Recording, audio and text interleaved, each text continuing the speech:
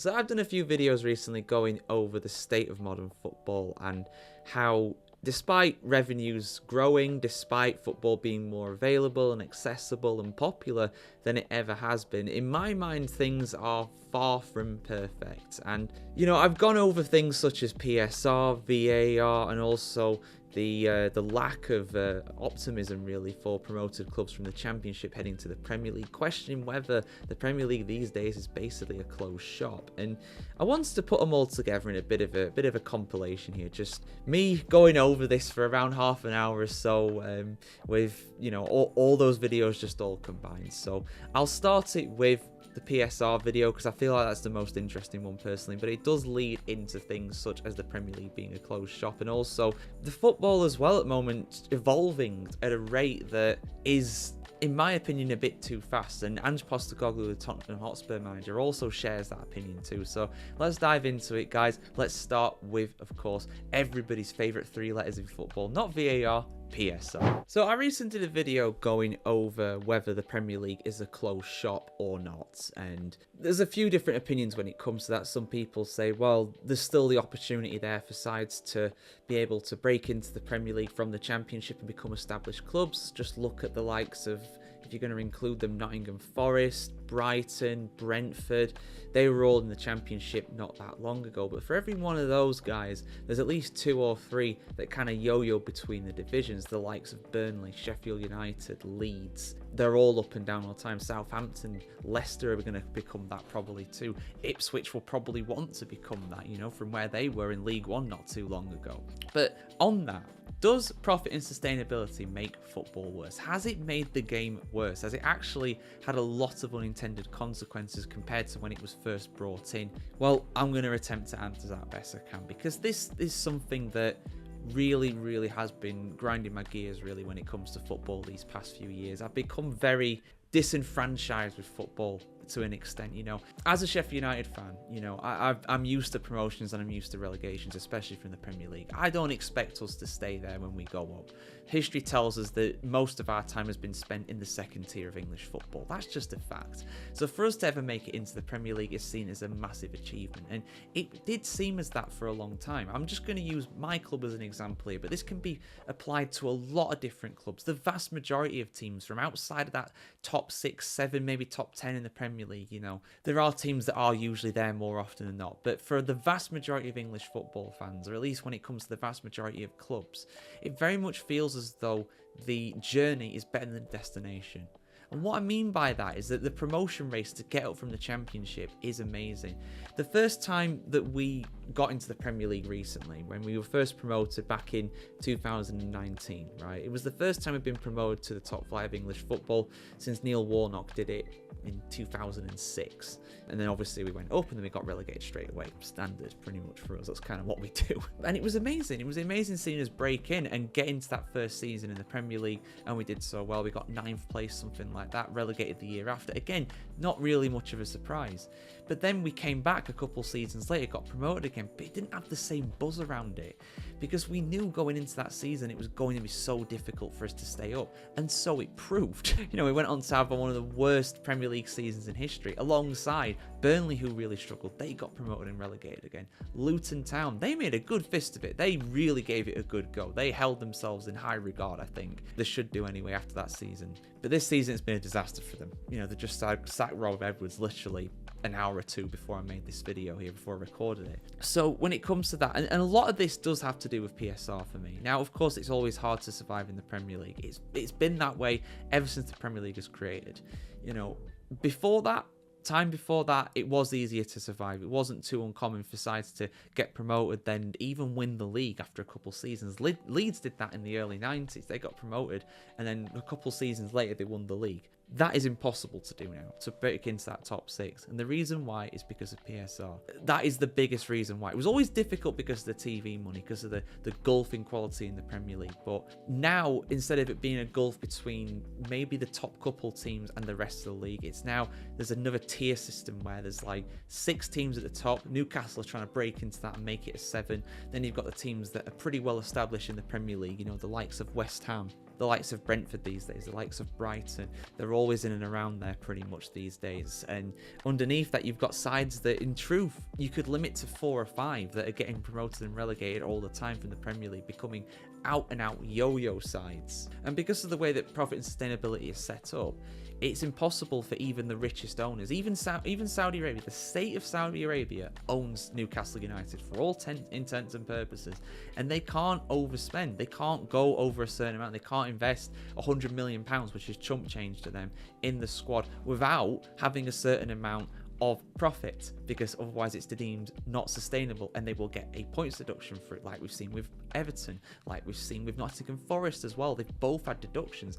Leicester have been skirting around that recently. Newcastle themselves, of course. The likes of Chelsea, they're borderline. Manchester United, borderline apparently, if you believe reports. And before I go any further, I need to explain what profit and sustainability is. Basically, it means in the Premier League context, it's different for different leagues in terms of how it's applied and everything like that. But let's just use the Premier League as the example, because that's what we want to use here. Any club in the Premier League cannot go over a permitted loss of £105 over 3 seasons. Now, this may change in the near future. That amount might increase, but for the moment, that's what it is. So it basically means, on average, you can't go over £35 million in terms of an overall loss of the club.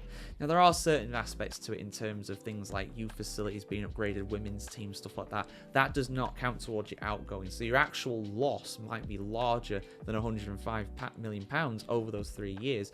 But in terms of the PSR calculation, it can't go over that or under that, depending on how you look at it, of course, because it's a negative balance effectively. So that means that teams that are wanting to, become the next Chelsea, for example, and this is why, and I mentioned Chelsea because this was brought in to stop another team like Chelsea doing what they did in the early 2000s under Abramovich, where he just pumped hundreds of millions of pounds into the club in a way that was sustainable for him because he could clearly afford it, and eventually it did bear fruit.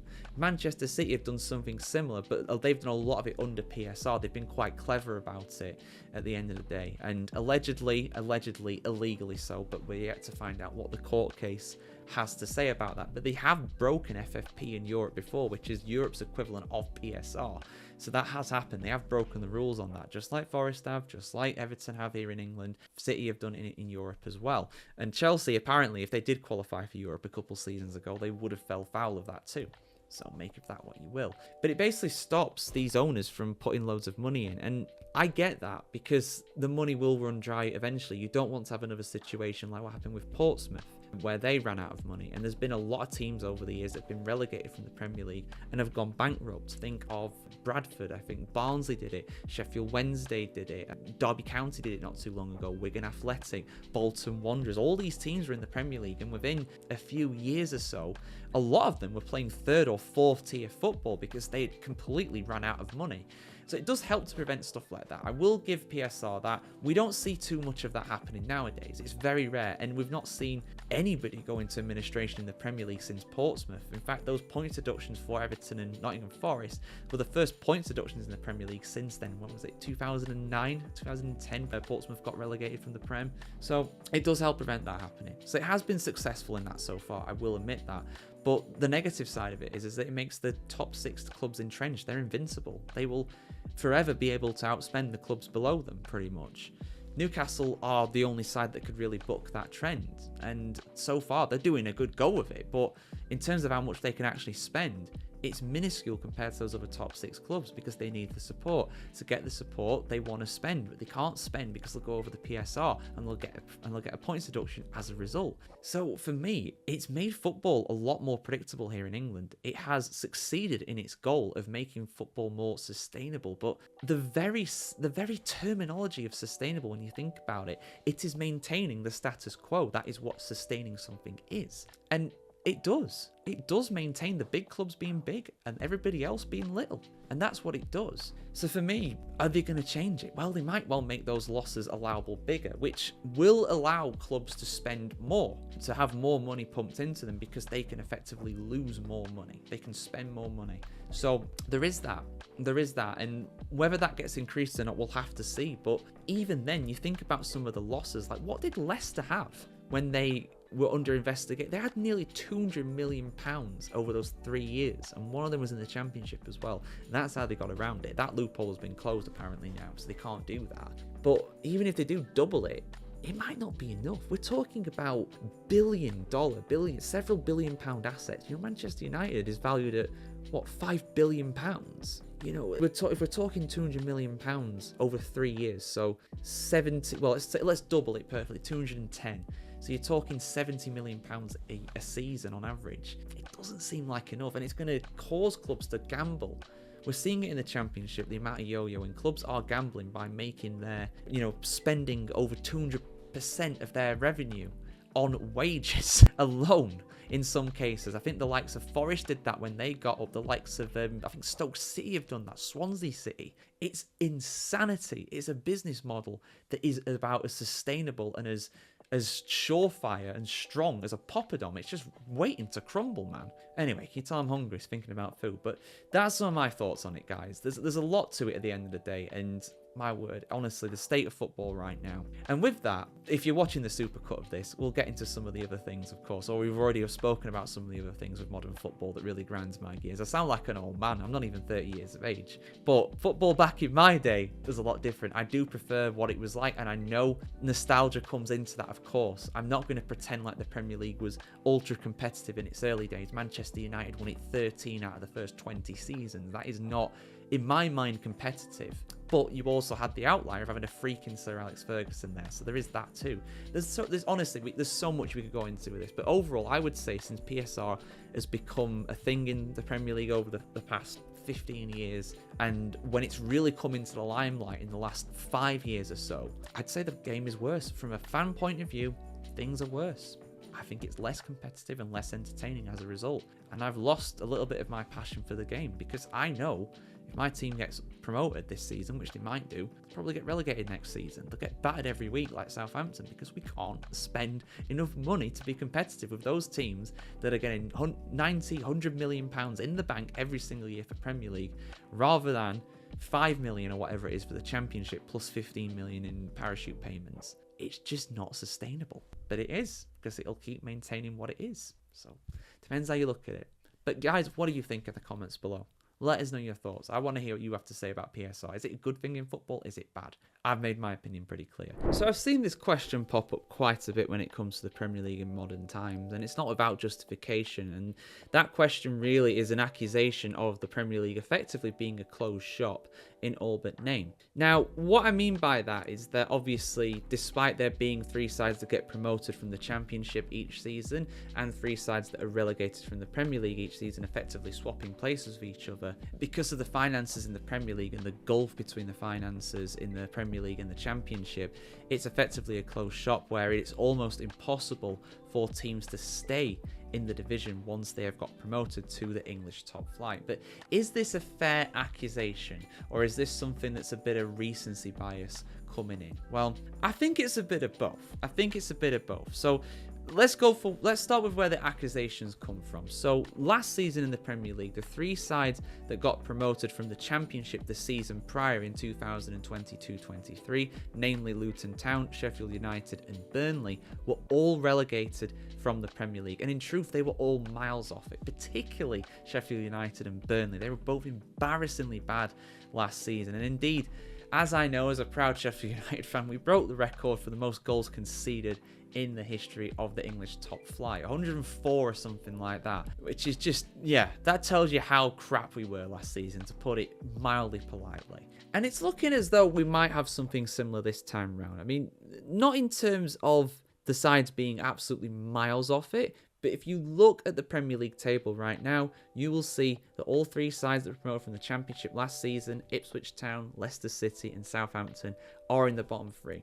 Now, of course, there is still a long way to go. There's 18 matches still to go in the Premier League for most teams. Ipswich Town are only outside of the safety zone, only in the relegation zone on virtue of goal difference, and indeed that's only 1 goal difference as well, behind Wolverhampton Wanderers. Leicester City are only a few points behind that, but if we're being totally honest, like I've said in many videos recently, and even questioned if Southampton are the worst Premier League side ever, they're gone. Southampton are definitely going down. But again, this is recency bias coming in a little bit, I think, because if you look at the evidence of it, all 3 Premier League Championship sides that were promoted to the Premier League survived as recently as 2022-23. So we only have to go back 3 seasons, including this one, to see an example where all 3 promoted sides stayed up.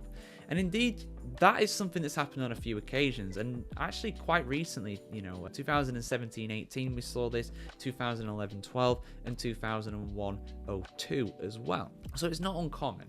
And if anything, it's got more prevalent more recently. We didn't see a single example of this in the 90s when the Premier League was actually established in 92-93.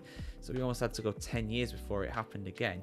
Then it happened again 10 years after that, and in the 10 years after that, it's happened twice. So if anything, that rate of survival is actually getting better. But there is a caveat to that. To see this potentially happen for the second time in a row is unheard of in English football. The last time, aside from last season, that all 3 promoted sides from the Championship went straight back down was 1997-1998. So it's extremely rare that happens. That's even less common than all 3 sides actually staying up. So again, a bit of recency bias, I think, colouring people's perspectives. But what can't be denied is the financial aspect of it, and this is what comes into it. So now we've got PSR, and we've spoke a lot about profits and sustainability rules here on footballchronicle.com. And, part of the reason why Nottingham Forest in 2022-23 were able to stay up with the other sides is because they broke the financial rules. They spent too much. And before any Forest fans come at me for this one, it's a fact. They were punished for it. Whether you agree with that punishment or not, they still broke the rules. Simple as that. And they're not the only ones. Everton have had to do it. They're an established Premier League club. Of course, they've been in the top flight for over 70 years. Only Arsenal have been there for a longer amount of time than what Everton has. So there is that too. Sides are having to effectively break the financial mold to do that. And because of the way it's a 3-year rolling average of how much money you spend. And even Leicester City, they would have been punished. They should have been punished in my mind. But they managed to get out on a technicality when it came to PSR recently. So they've managed to dodge that bullet. But despite that, they still look like they're going to get relegated. They're in 19th place. They're in terrible form. They've lost 5 or 6 of the games in a row now. So, there's that too. So there's a lot going on with this. There's a lot to it, and there is no simple answer when it comes to it. But when it comes to financials, like I was just going to say as well, the gap is definitely widening. Yes, the EFL is getting more money than ever before, but the Premier League's money is just multiplying and multiplying every single time these TV rights are renegotiated every 3-4 seasons or whatever it is. And and that gap is getting more evident, because if you stay 3 seasons in the Premier League now, then you have 3 seasons of Premier League TV money and revenue, match day revenue, commercial revenue, everything, and you can use that to spend and invest in your squad. Whereas if you're like a Leicester City, for example, that has 1 season in the Championship out of these 3, it is very hard for them to actually outspend. It's impossible, actually. It's impossible for them to outspend, realistically, the other teams that are in the Premier League, the other entrenched teams. So what you then have is a situation like this, where Leicester have a squad that is, let's be honest, poor for the Premier League, but because they have spent 2 of the last 3 seasons, or 1 of the last 3 seasons in the Premier League, if they get relegated to the Championship, they then have that advantage in terms of the finances. With their PSR, they're able to spend more than, say, a Sunderland that has not been in the Premier League for 10 years or something like that now. And then on top of that, you also have the parachute payments. Teams that have been relegated in the last 3 seasons from the Premier League get parachute payments in the Premier League. So they have the added advantage of PSR and the parachute payments on top of that. And what that means is that the disparity between the sides that have come down recently from the Premier League and those that haven't been in the Premier League ever, or haven't been in the Premier League in any of the last 3 seasons, is massive. And we're seeing this now. Look at the top 3 teams in the Championship: Leeds United, Burnley, Sheffield United. Sheffield United and Burnley were relegated last season. Leeds were relegated the season before that. It's no coincidence that they are up there and looking like they're probably going to be the 3 sides that go up to the Premier League. Obviously, one of them would have to do it through the playoffs, and I'm hoping it's not Sheffield United, because we're terrible at those. No matter how much money we've got, we're not going to go up for the playoffs. But anyway, I'm digressing. So then, and it's not impossible. It's not impossible. I mean, Nottingham Forest have done it. They did overspend, so maybe I'll discount them saying that. Not long ago, Brighton, Brentford, they were in the Championship. They've established themselves as Premier League clubs now. Obviously, Ipswich Town, they've managed to do back-to-back promotions up to the Premier League. So it's not impossible by any means, but it's getting increasingly difficult, and that gap is just going to continue to widen. And this is another thing I just want to touch on as well, just before I close out this video, just to give a mention to the Championship, right? If you don't get promoted after those 3, and I've said this as a Sheffield United fan, I'm terrified of this, and I'm sure Burnley fans, Leeds fans of any club that's been relegated in the last couple of years or so and hasn't got promoted back, you'd be terrified of not getting promoted to the Premier League. It's not a case of, we want to go up because we want to get to the Premier League. No. We want to go up because we want to survive financially. If we lose that parachute payments, if we lose that PSR rolling average of revenue, screwed. And then to get promoted from that is you have to offload a massive amount of players. You have to do an absolute fire sale. And then you end up in this weird limbo down at the bottom end of the Championship where the likes of Swansea have found themselves recently, Stoke City, Norwich, teams that have been in the Premier League in the past. But realistically, it's going to take an absolute miracle for them to get back up again because they've lost the Premier League money. They've lost the parachute payments. So now they're purely on Championship revenue. And to get up from the Championship, you need to be spending almost like a Premier League club. That is the fine line that you need to tread. That is what Leicester did. That is why they got found guilty of PSR breaches. And they only got out on a technicality. And that loophole now apparently has been closed. No team can do that now. The amount of teams that have been promoted from the Championship to the Premier League, and they've said if we didn't get promoted, we would have gotten done by PSR and everything. Derby County failed to get up to the Premier League, got relegated down to League One. Villa, when they got promoted from the Championship, if they didn't get promoted that season, they'd have been screwed. They would have broken PSR. And other teams that have tried to get up from the Championship, I'm really digressing here, but this is my last point, don't worry. Other teams have tried desperately, spent massively to try and get up to the Premier League and have ended up going down to League One. Sheffield Wednesday, Huddersfield Town. There's loads of examples of it. It's incredible what's happened to them, really. And they've all either still in League One in Huddersfield's case or have been in League One like Wednesday's and Derby's case. And there'll be more. It doesn't matter what the name of the club is. The financial gulf is so massive that breaking that system is so tough. It's doable, but it's really tough. It's really, you have to be a very well-run club to do that. And quite frankly, there's not many of them. There's not many Brightons and Brentfords out there. There's far more clubs that spend and waste money unnecessarily than use it effectively like they do. So it was a good night last night for Tottenham Hotspur. They managed to get a 1-0 victory against Liverpool in the first leg of their Carabao Cup semi-final clash. But their manager Ange Postecoglou gave a really interesting interview to Sky Sports before the game, and there were some interesting quotes that, that's been coming out of Ange. I mean, it's good for them in fairness. He's very philosophical, really, and say what you want about the results so far at Tottenham, he's definitely got a philosophy, and he definitely wants to stick to it. He's absolutely married to it, and that's part of why he's been so successful as a manager. Whether that'll happen at Spurs as well, how long he'll last there is another question, of course, but for what it's worth, I do like the guy. More as a person than a manager. I think as a manager, it's a bit stubborn to stick to your principles that much, but that's a debate for another day.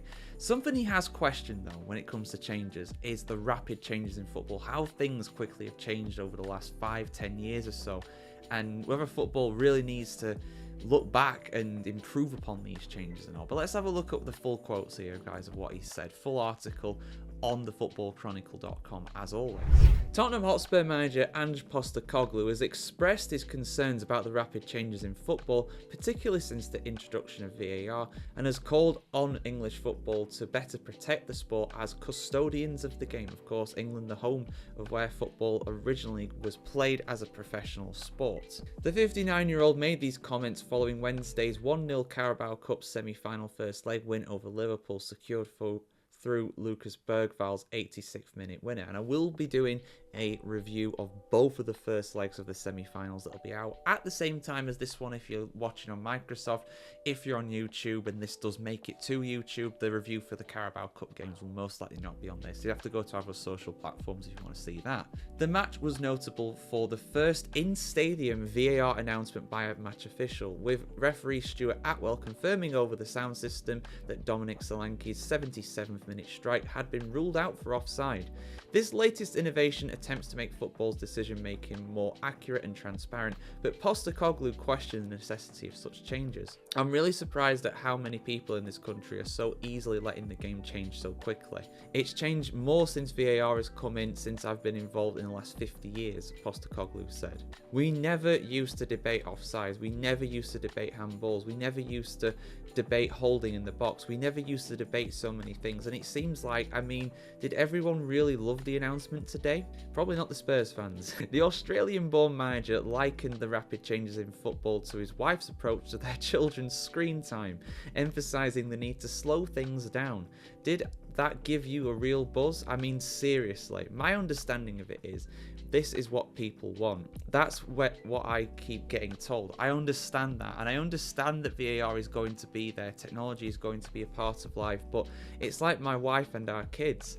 We know technology, but she limits screen time. Why? Slow things down, I think. We've just got to be careful about asking constantly, why do we want to change the game so much? And I know I'm going to be the old bloke in the stands that keeps shouting boo every time, and I'll be the only one. Postecoglou also questioned why more people in England who consider themselves custodians of the game are not speaking up about the rapid changes. Oh, don't worry, we've spoke up about VAR. I don't know if you've missed that, Ange, but we've definitely made our feelings clear, I would say. But I just thought people would be a little bit more protective about the sanctity of the game.